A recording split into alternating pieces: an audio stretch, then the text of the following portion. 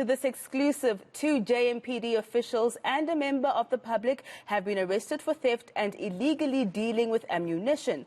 One of the officials arrested had 5,400 rounds of JMPD rifle ammunition in his possession. All 3 are scheduled to appear in court this week.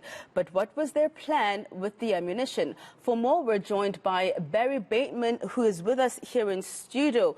Quite fascinating, Barry. Just give us a sense as to what we know around this particular matter.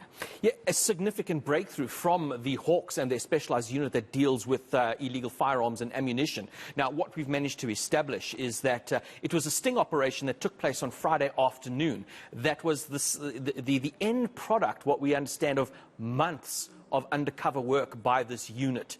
And what they did, they started off at a small, we were out there earlier today, out in Randfontein, a shooting range out there. What we understand is that this undercover operation took place there, where they arrested their first suspect, who was actually buying, or selling rather, this JMPD ammunition, 5.56 caliber rounds. That was their first subject that they arrested. From there, they moved on to another person whom we understand has been linked to the security industry. I've looked at his profile. He's got a company that does rapid response, apparently, so that was another person linked in the syndicate. They then went on and arrested suspect number 3 and 4. Now, this third suspect is a senior manager in the JMPD, but interestingly, he is the former chairperson of a sports shooting association in South Africa, so, you know, quite well linked within that particular sector of sports shooting. And then the other suspect, number 4, he is a sergeant in the JMPD's armory, so he's the alleged source of the ammunition. But what they've been running here is a syndicate that coming from JMPD sources through this other individual, ultimately going down to the shooting range, and from the shooting range it was being sold on, allegedly, to other people. So, and the total number of rounds that were seized, on the one individual, you said there was about 5,000.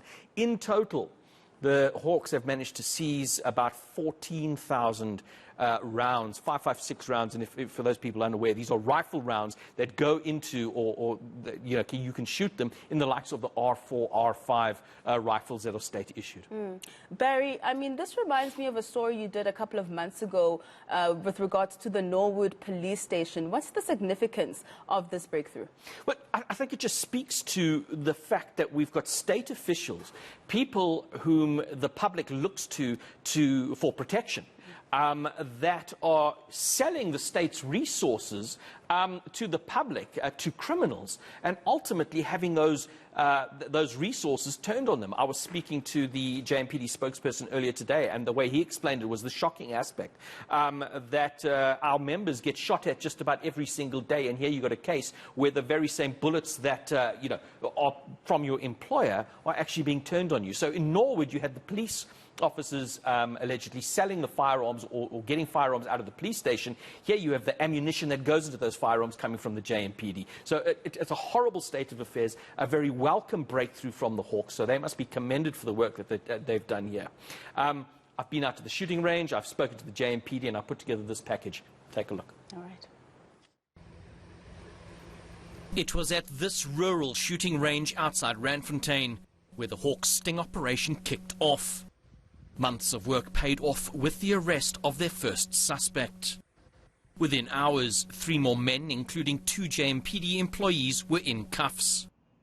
In their possession, 13,600 rounds of 5.56 rifle ammunition, each round bearing a JMPD head stamp. eNCA has spoken to sources close to the investigation. Suspect number 1 is linked to the shooting range. It's understood he was the buyer.